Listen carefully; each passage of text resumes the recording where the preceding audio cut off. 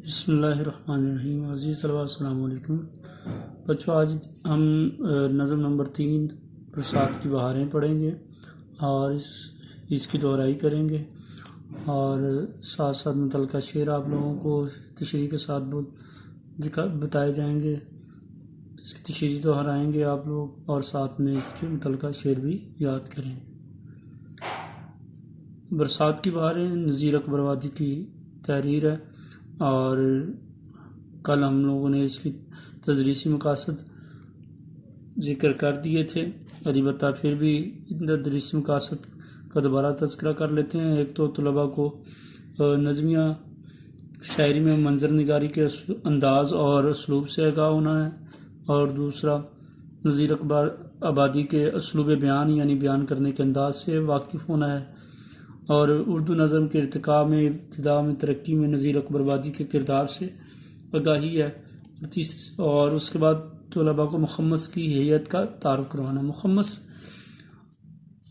آپ کو پچھلے لیکچر میں بتایا گیا کہ مخمس ایسی شاعری کو کہتے ہیں جو 5 مصروں پر مشتمل ہو، جیسے یہ بند اس کے 4 مصرے یہ اور 5واں یہ مصرع ہے۔ 5واں مصرع کیا کیا مچی ہے یارو برسات کی بہاریں، یہی مصرع آگے بند کے بعد ہر بند کے بعد آ رہا ہے، اسے ٹیپ کا مصرع بھی کہتے ہیں۔ ٹیپ کا مصرع ایسا مصرع ہوتا ہے جو ہر بند کے بعد نظم میں ہر بند کے بعد آئے، اسے ٹیپ کا مصرع کہتے ہیں، بار بار دہرایا جائے۔ تشریح کی طرف آتے ہیں اس ہوا میں کیا کیا برسات کی بہاریں، سبزوں کی لہلہاہٹ، باغات کی بہاریں، بوندوں کی جمجماہٹ، قطرات کی بہاریں، ہر بات کے تماشے، ہر گات کی بہاریں، کیا کیا مچی ہے یارو برسات کی بہاریں۔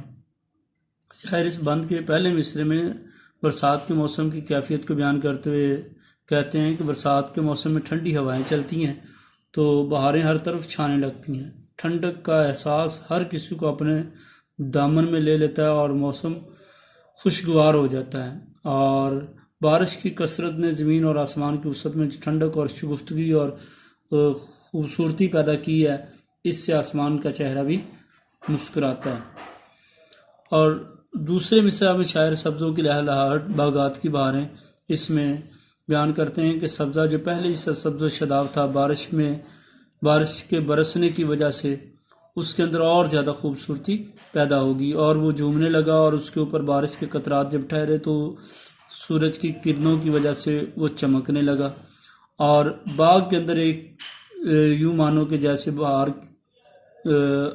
باغ کے اندر بہار آ گئی ہو اور باغ خوشی کے مارے جھومنے لگا ہو، اور باغ میں پھول کھلے ہوئے ہیں، پھل لگے ہوئے ہیں، پھلوں سے درخت لدے ہوئے ہیں، اور جب ہوا چلتی ہے، بارش برستی ہے تو پھر سبزہ ہریالی وہ لہلہانا، وہ جھومنا شروع کر دیتے ہیں، جو اس بات کی علامت ہے کہ بہار کا موسم بڑا خوشگوار موسم ہے۔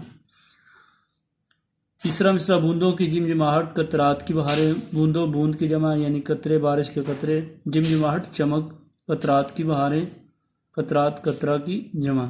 تیسرے مصرع میں شاعر بارش کے قطرے جو کہ ننھی ننھی بوندیں بن کر زمین پر برستے ہیں، اور بجلی کی گرج اور چمک بھی جن میں شامل ہوتی ہے، زمین جو ہے وہ ایک رمجم اور ایک برسنے والے قطرے روشن اور چمکیلے ایک عظیم اور خوبصورت منظر پیش کر رہے ہیں۔ ایسا لگتا ہے جیسے زمین پر آسمان سے قیمتی موتی نازل ہو رہے ہوں، اتر رہے ہوں، یعنی موتی آسمان سے قطرات جو گرتے ہیں اور جب ان پر سورج کی روشنی پڑتی ہے تو ایسا لگتا ہے جیسے وہ قیمتی موتی آسمان سے نازل ہو رہے ہوں، اتر رہے ہوں۔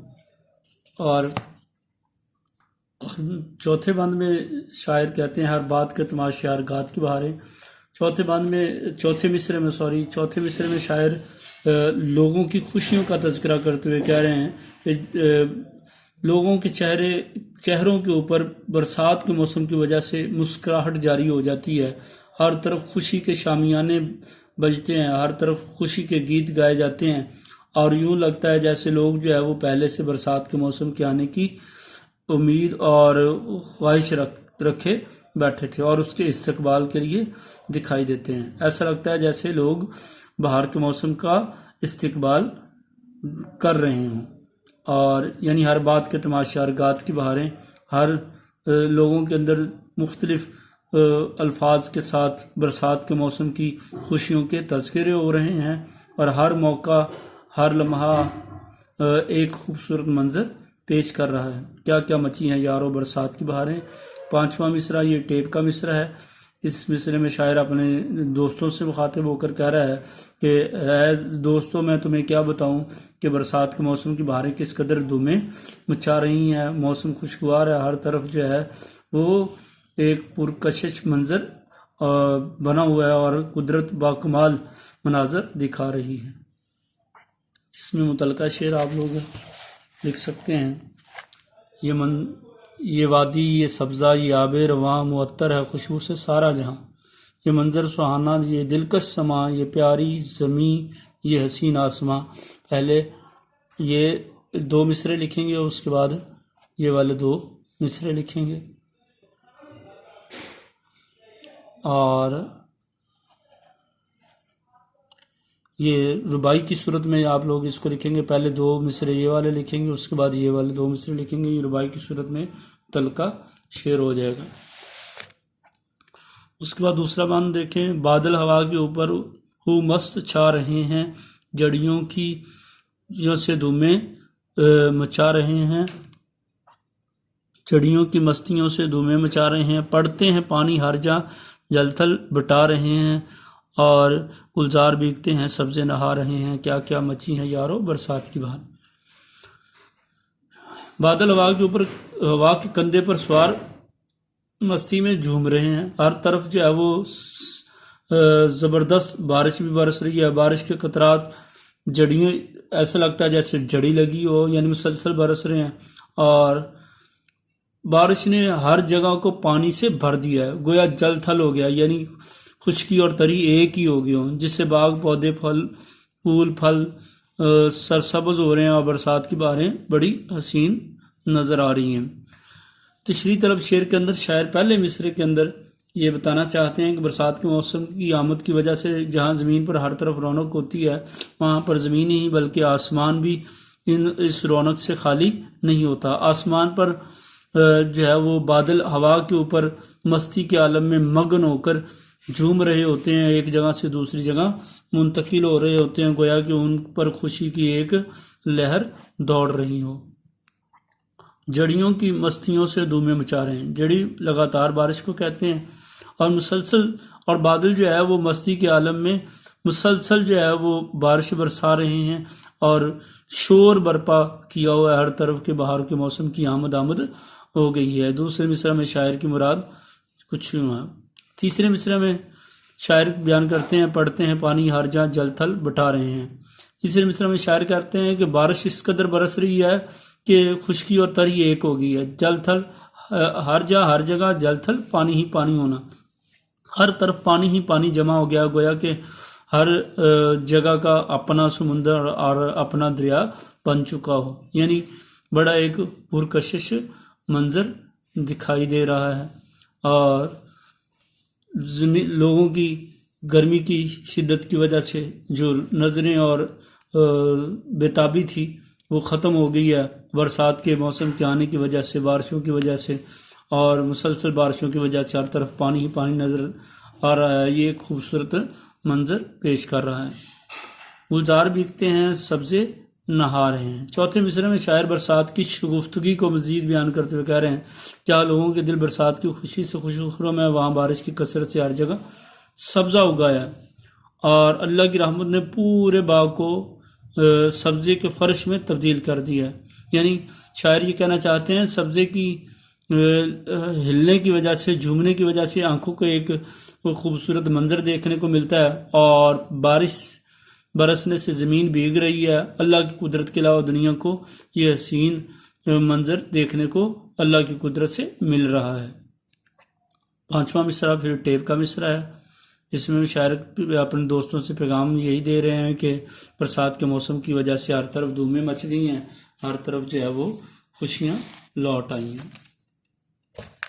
دوسرے شعر میں متعلقہ شعر آپ لوگ لکھ سکتے ہیں۔ یہ باریک بوندیں، یہ گہری گٹاس، یہ سبز خنک اور ٹھنڈی ہوا، خنک ٹھنڈی ہوا چٹکیوں میں اڑاتی ہوئی انہیں انگلیوں پر نچاتی ہوئی.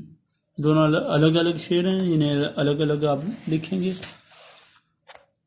اور ایک بات اور عزیز طلبہ کہ اگر شعر آپ لوگوں کو درمیان میں سمجھ نہ آئے کہ کہاں پر استعمال کرنا ہے، آپ آخر میں ایک یا دو اشعار جو ہے وہ آخر میں بھی لکھ سکتے ہیں اس متعلقہ اشعار.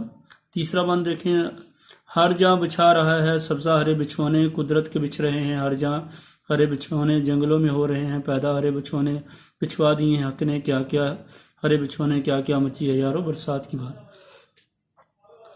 ہر جگہ بچھا رہا ہے سبزہ ہرے بچھونے، قدرت ہر جگہ سبزے کے بچھونے بچھا رہی ہے، جنگل بھی ہرے بچھونے سے آباد ہے. اللہ تعالیٰ نے پوری زمین کو سبز و شاداب بچھونے سے آباد کر دیا. برسات کی بہاریں دیکھنے کے قابل ہیں. شری طلب شعر کے پہلے مصرے میں شاعر جو ہے وہ برسات کے موسم کی کیفیت کو بیان کر رہے ہیں. یہ بارش برسنے کے بعد کیسا منظر ہے، جس طرف بھی نظر اٹھا کر دیکھیں تا حد نگاہ سبزہ ہی سبزہ نظر آتا ہے. ایسا لگتا ہے جیسے زمین پر سبز رنگ کے بچھونے بچھا دیے ہوں. دوسرے مصرع میں شاعر قدرت کے بچھ رہے ہیں ہر جہاں ہرے بچھونے. دوسرے مصرع میں شاعر کہتے ہیں کہ اللہ تعالیٰ کی کمالات بیان کرتے ہوئے کہہ رہے ہیں کہ ہر طرف گھاس بچھی ہوئی ہے سرسبز و شاداب، اور یہ اللہ تعالیٰ کے ایک عظیم جو ہے وہ نعمت اور اللہ کے فضل کی ایک عظیم علامت ہے. یعنی اللہ تعالیٰ کی طرف سے یہ قدرتی طور پر زمین کے اوپر ہر طرف سبزہ ہی سبزہ دکھائی دے رہا ہے، اور اللہ تعالیٰ نے ایک خوبصورت دنیا تخلیق فرما رکھی ہے. جنگلوں میں ہو رہے ہیں پیدا ہرے بچھونے. شاعر کہہ رہا ہے کہ یہی نہیں کہ کوئی ایک جگہ سبز و شاداب ہوئی ہے، بلکہ جنگلات اس قدر سبز و شاداب ہو گئے ہیں کہ ہر طرف جو ہے وہ مختلف قسم کے درخت، پودے، پھل، پھول اور طرح طرح کی نعمتیں جو ہے وہ برسات کے موسم کی وجہ سے اگائی ہیں. بچھوا دیے ہیں حق نے کیا کیا ہرے بچھونے، اور حق نے اللہ تعالیٰ. شاعر اس چوتھے مصرے میں اللہ تعالیٰ کے کمالات، اللہ تعالیٰ کے فضل کرم کے بارے میں بیان کرتے ہوئے کہہ رہے ہیں کہ اللہ تعالیٰ نے ہر طرف جو ہے وہ سبز رنگ کے بچھونے بچھوا دیے ہیں. گویا کہ اللہ تعالیٰ کی قدرت کا یہ کمال ہے کہ وہ اپنے شان، اپنی رفعت، اپنی عظمت اور اپنی شیان شان جو ہے وہ دنیا کو، انسانوں کو نعمتوں سے آراستہ کرتا ہے. اور آخری مصرع جو ہے وہ ٹیپ کا مصرع، کیا کیا مچی ہیں یارو برسات کی بہاریں. دوستوں میں کیا بتاؤں کہ برسات کے موسم کی دھومیں کس قدر مچ گئی ہیں، کس قدر بڑھ گئی ہیں. اور تیسرے بند میں متعلقہ شعر بچھا فرش زمرد اہتمام سبزہ تر میں سبزہ تر میں.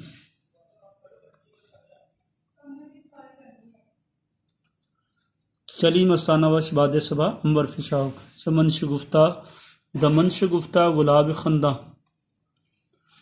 سمن شگفتہ بنفشہ نسترن شگفتہ ہیں کلیاں مسکرا رہی ہیں. تو عزیز طلبہ یہ پہلے 3 بند اور ان کے متعلقہ شعر یاد کرنے ہیں. انشاءاللہ نیکسٹ لیکچر کے ساتھ کل ملتے ہیں. کل تک کے لیے اللہ حافظ، السلام علیکم.